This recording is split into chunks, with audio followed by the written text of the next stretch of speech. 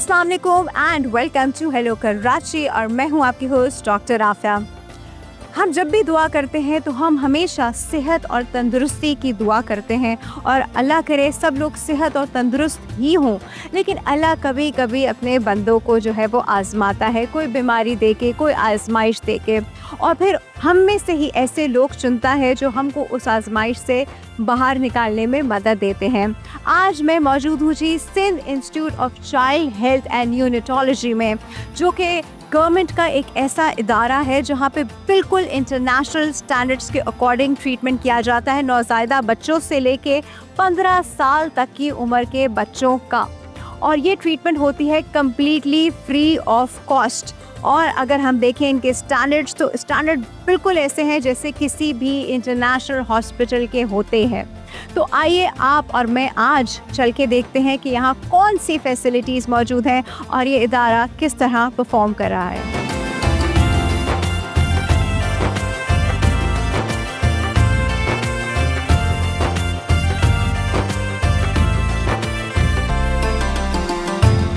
वैसे तो इस हॉस्पिटल में तमाम सहूलियात मौजूद हैं, हर तरह की ओपीडी, हर तरह की फैसिलिटी यहाँ पर मौजूद है और उनका भरपूर ख्याल किया जाता है। B it a ventilator, B it a incubator, सारे डॉक्टर्स, हर तरह की थेरेपी यहाँ पर मौजूद है। तो आइए चल के उन फैसिलिटीज़ का आपको विज़िट कराते हैं, यहाँ जो डॉक्टर्स हैं उनसे बात भी करते हैं और देखते हैं किस तरह ये सब अपनी ड्यूटी सर अंजाम दे रहे हैं।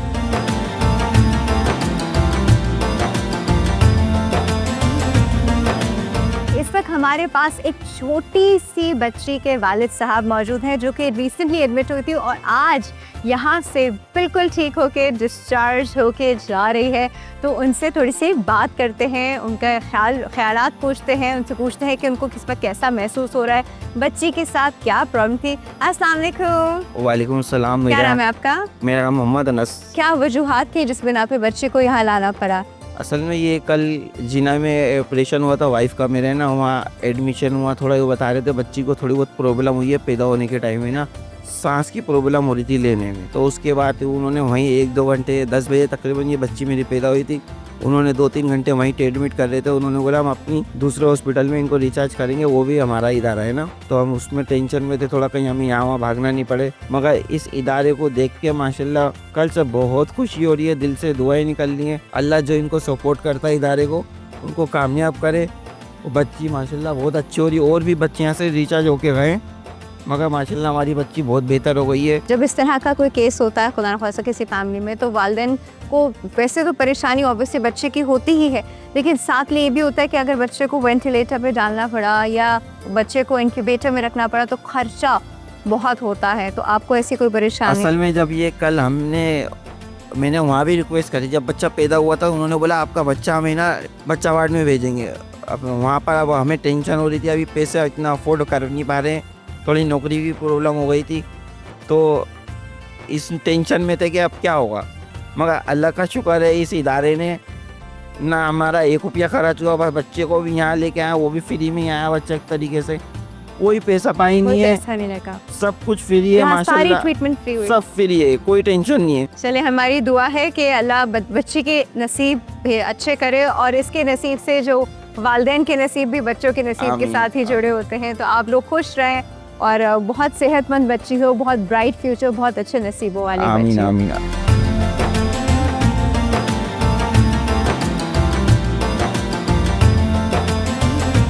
अभी हम LICU में मौजूद हैं और मेरे सामने जो बच्चा है ये बहुत ही ज़्यादा अंडरवेट है। वाई?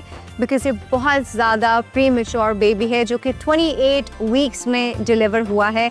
करंटली इस बच्चे का वेट जो है वो सिर्फ 900 ग्राम्स है और यहाँ पे इसकी भरपूर केयर की जा रही है। और बाकी हालात क्या है और ट्रीटमेंट क्या है ये हम जानते हैं साइरस से, जो आके स्टाफ नर्स है। साइरस, कैसे हैं आप? ठीक ठाक। अच्छा साइरस से बच्चे किस कंडीशन में आए थे? ऐसे जो बच्चे होते हैं जो प्री मेच्योर होते हैं लेस देन 1 kg, लाइक ये हमारे पास जब आई थी तो इसका जो रेस्पिरेटरी डिस्ट्रेस था, लाइक कह सकते हैं कि सांस की रफ्तार बहुत ज़्यादा थी।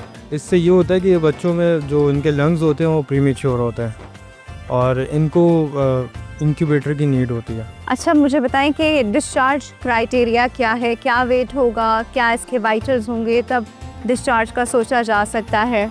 इसका वेट तो सबसे पहले हम डिपेंडेंट करते हैं कि वेट 1.2 जब तक इसका वेट नहीं होगा तब तक हम इसको डिस्चार्ज नहीं करेंगे। और अभी जो इसमें इन्फेक्शन और सेप्सिस के चांसेस हैं उसका क्या उसमें ये होता है कि इन्फेक्शन जो है इसके बहुत जल्दी जनरेट हो जाता है, तो हम इन्फेक्शन से बचाव के लिए भी इसको मिनिमम हैंडलिंग देते हैं, और स्टाफ जो होता है वो hand sanitise proper hand hygiene करता है। ये बच्ची जो है ये 900 ग्राम की है, बहुत कम वेट है। क्या इससे कम वेट भी यहाँ पे आया है कभी? जी बिल्कुल, इससे कम भी आया, हमारे पास 500 ग्राम का भी बेबी आया है। 500 ग्राम का जी, जी, बेबी जो सर्वाइव होके गया है। सरवाइव होके गया? जी बिल्कुल ऐसा ही है।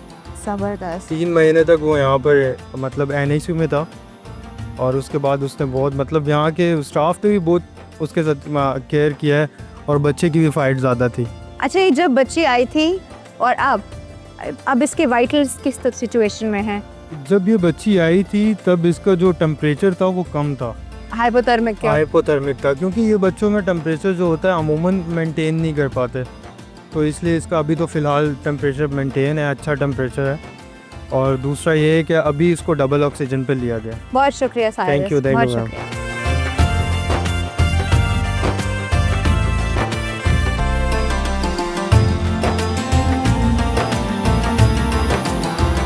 और जी अब हम मौजूद हैं the executive director of Sindh institute of child health and neonatology. हमारे साथ है जी प्रोफेसर सैयद जमाल रज़ा साहब।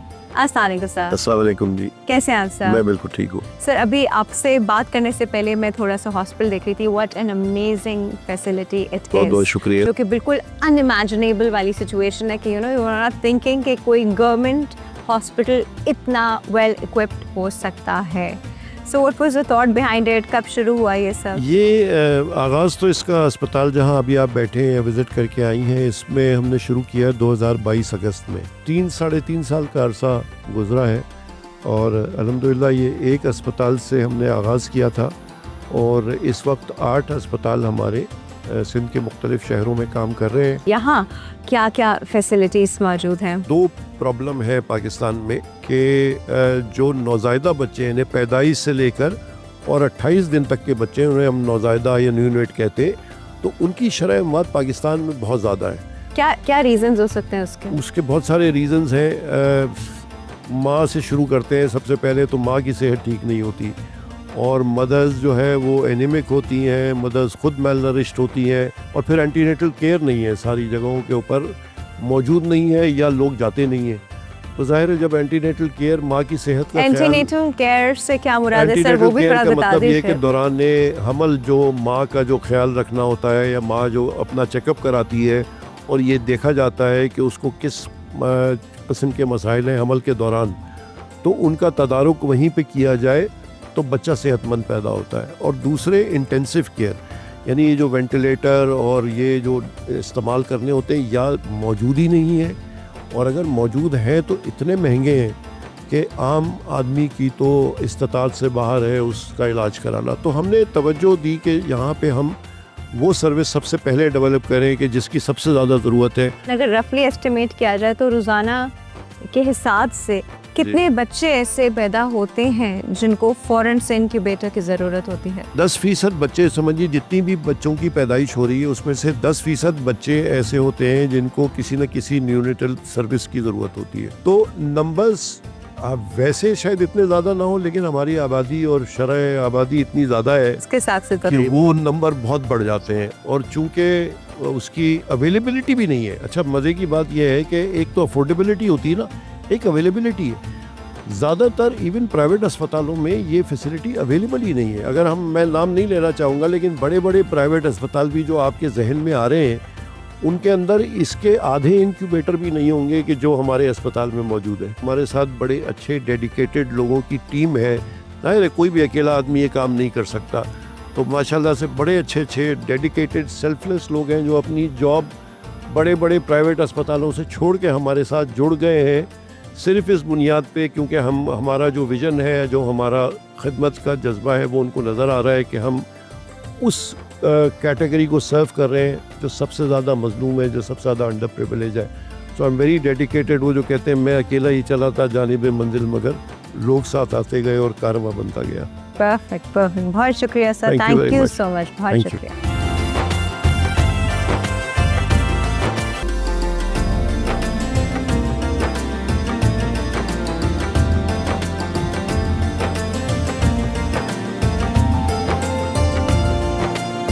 ऑलराइट एवरीबॉडी, इस वक्त हम मौजूद हैं PICU में, यानी पीडियाट्रिक ICU। और पीडियाट्रिक ICU में वो केसेस होते हैं जो बच्चे होते हैं, उनके केसेस थोड़े से इंटेंस होते हैं और उनको यहाँ पे बड़ा क्रिटिकली ट्रीट किया जाता है।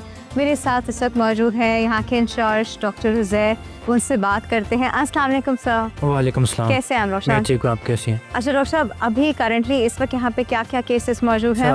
करंटली जो है ना, इस रूम में हमारे पास 7 बेड्स हैं और उस पे उन 7 बेड्स में से 4 बेड्स का हमारे पास जो पेशेंट्स हैं जो वेंटिलेटर पे हैं करंटली। कुछ क्रिटिकल हैं, कुछ थोड़ा स्टैटिक चल रहे हैं। आई कैन गिव एग्जांपल कि जो हमारे पास सामने जो पेशेंट है, शी इज़ 5 years old और ये पोस्ट मीजल्स नमोनिया, मतलब खसरे के बाद इसको नमोनिया डेवलप हुआ था। And today is When you mean to say measles के बाद measles निमोनिया के डेवलप बाद। हुआ, क्योंकि measles की कॉम्प्लिकेशन है कि अगर वो सही मतलब अपन निमोनिया हो सकता है। करंटली इसका 8th डे ऑफ एडमिशन है, 8 दिन से हमारे पास है। वी आर ट्राइंग कि हम इसको वेंट से वीन ऑफ कर सकें। Till now she is coping with it, लेकिन अभी तक ये वेंट पे ही है। ऑब्वियसली वी आर ट्राइंग कि जितना बेहतर कंडीशन हो सके इसके लंग्स की, उसके बाद हम इसको एक्सुबेट करें। PICU में कौन सी एज के बच्चे होते हैं? PICU में हम नॉर्मली 1 month से लेके 15 years ऑफ एज के सारे पेशेंट्स को अकोमोडेट करते हैं। वैसे तो ये तो अल्लाह के हाथ में है, लेकिन बिल्कुल। अगर हम ये देखें तो सक्सेस रेट क्या होता है? सक्सेस रेट डिपेंड्स कि हमारे पास पेशेंट किस कंडीशन में आता है। ऑब्वियसली नीचे ER में ही अगर उसकी लेट प्रेजेंटेशन है, बिल्कुल क्लैप्स हालत में आता है, तो ऑब्वियसली उसका आउटकम जो है वो ख़राब रहता है। या फिर अगर एज वाइज उसका वेट बहुत कम है तो he might not be able to cope with his disease. लेकिन अल्लाह का शुक्र, इस रूम में जैसे मैंने आपसे बात की तो हमारे पास 2 बच्चे ऐसे हैं जो कल हमने वेंट से हटाए हैं और अल्लाह का शुक्र अभी वो सुबह से फीड वगैरह ले रहे हैं एंड स्टेबल हैं। एक होता है एक बड़े इंसान, जिसका इंसान को होता है कि चलो वो एक सेल्फ सस्टेनिंग उसमें होता है। बच्चा जो होता है उसको बहुत ज़्यादा प्यार, मोहब्बत, अटेंशन की ज़रूरत होती है, और स्पेशली जब उतने क्रिटिकल पॉइंट पे आए हैं आपके पास। इसलिए हमारे हॉस्पिटल की एक अच्छी पॉलिसी ये भी है कि हम पेरेंट्स को always all the time bed side पे रखते हैं, ताकि उनको पता चले कि उनके बच्चे पे कितनी मेहनत हो रही है और उनके बच्चे के साथ क्या हो रहा है। अच्छा डॉक्टर साहब, thank you so much for your time and for the Most welcome. Explanation. But अगर आप इजाज़त दें तो क्या हम उन पेरेंट्स से बात कर सकते हैं जिनका बच्चा अभी भी वेंट से हटा है? श्योर, बिल्कुल। ये हमारे पास बेड 1 पे पेरेंट है, इसके फादर मदर दोनों बैठे हुए हैं, आप इनसे चल के बात कर सकते हैं। बिल्कुल ठीक है, चले जी, आइए उनके पेरेंट्स की तरफ चलते हैं।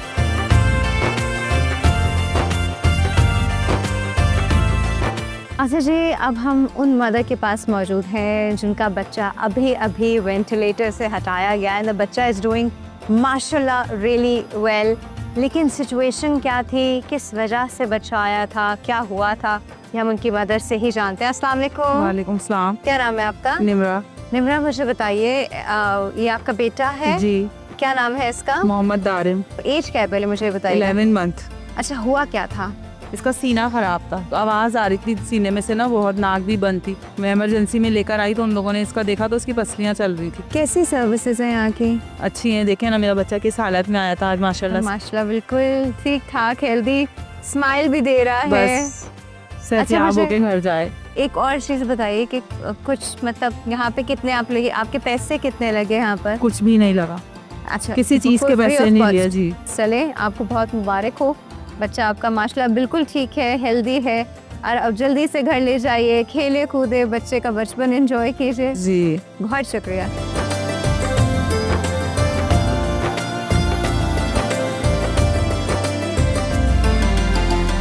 अब हम रिहैबिलिटेशन वार्ड में मौजूद हैं, जहां पे आप देख रहे हैं कि बच्चे हर तरह की डिसेबिलिटी के साथ आते हैं।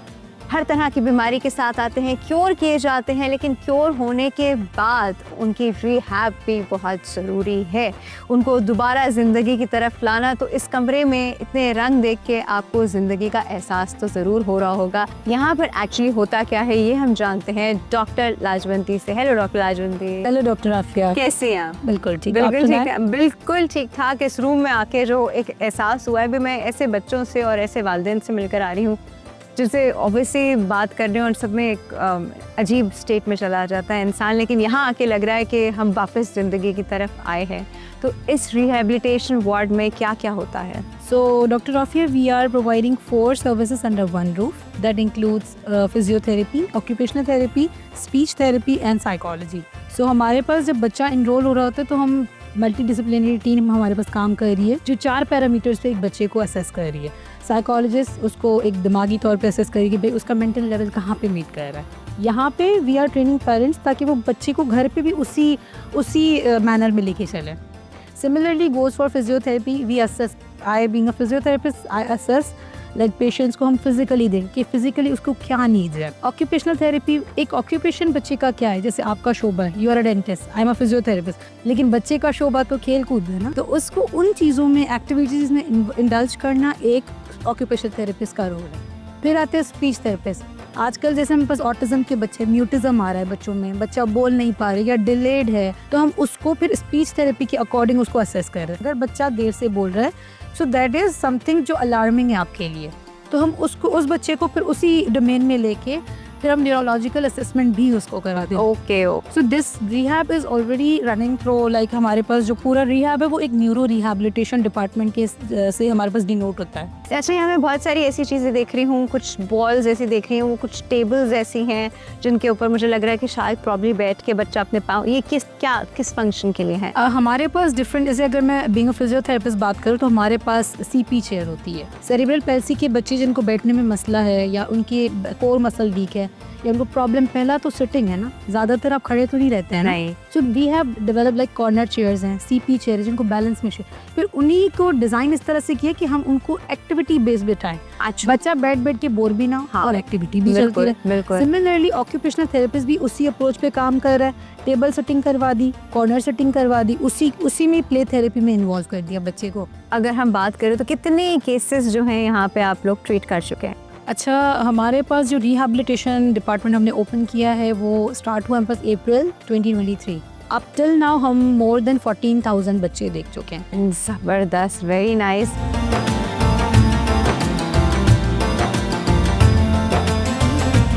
अच्छा जी, अब हम मौजूद हैं सेंट्रल लेबॉर्ट्री में और यहाँ पे वो टेस्ट किए जाते हैं जो हम किसी बहुत बड़ी लैब में सोच सकते हैं कि वहाँ पे होते होंगे, क्योंकि हर लैब में ये टेस्ट नहीं होते। 300+ टेस्ट होते हैं और मज़े की बात यह है कि कम्प्लीटली फ्री ऑफ कॉस्ट होते हैं। यहाँ के जो लैब टेक्नीशियन हैं वो हमारे साथ मौजूद हैं, इनसे बात करते हैं। अस्सलाम वालेकुम। वालेकुम सलाम। क्या नाम है आपका? मोहम्मद हारिस साहब। मोहम्मद हारिस। हारिस साहब, कौन कौन से टेस्ट यहाँ पर होते हैं? यहाँ पे तकरीबन सारे टेस्ट होते हैं, प्रोटीन से लेके स्पेशल टेस्ट जो बच्चों में ज़रूरी होते हैं डायग्नोस के हिसाब से, और CBC है, विटामिन D है जो ऑलमोस्ट दूसरी जगहों पे 2,500 तक टेस्ट होता है, वो यहाँ तक मौजूद है।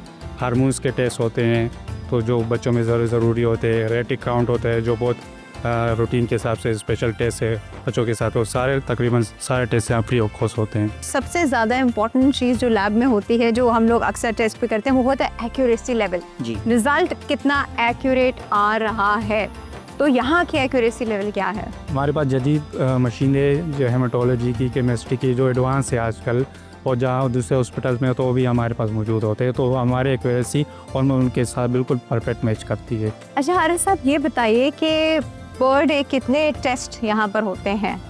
हमारे तकरीबन कम से कम जो दिन में होते हैं 500 तक 600 तक टेस्ट होते हैं बिल्कुल। अच्छा जी, इसका मतलब है कि यहाँ पे जो टेस्ट होते हैं उनका जो रिज़ल्ट की एक्यूरेसी अगर देखी जाए तो हम उसको किसी भी इंटरनेशनल लैब की रिज़ल्ट एक्यूरेसी के साथ चेक कर सकते हैं। It's comparatively same one.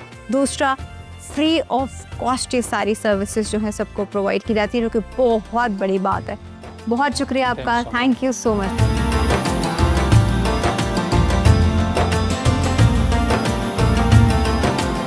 अच्छा डॉक्टर जी, आज हमने आपको दिखाया Sindh institute of child health and neonatology, जो कि गवर्नमेंट ऑफ सिंध की जानिब से ना सिर्फ कराची की आवाम को बल्कि पूरे सिंध की आवाम को एक तोहफ़ा है।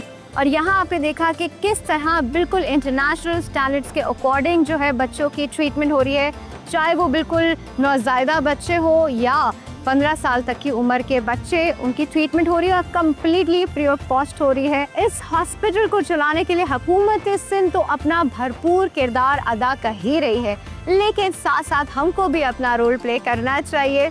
अगर आप भी कोई अतियात या ज़कात या फितरात यहाँ पे देना चाहते हैं तो ज़रूर डोनेट कीजिए, बिकॉज़ यहाँ पे आपको डोनेट करते हुए एक जो है दिल का सुकून होगा कि वो किसी की जान बचाने में ही इस्तेमाल होंगे। This is it from our side. इंशाल्लाह नेक्स्ट एपिसोड में आप और मैं दोबारा बनेंगे। अपना ख्याल रखिएगा। अल्लाह हाफ़िज़।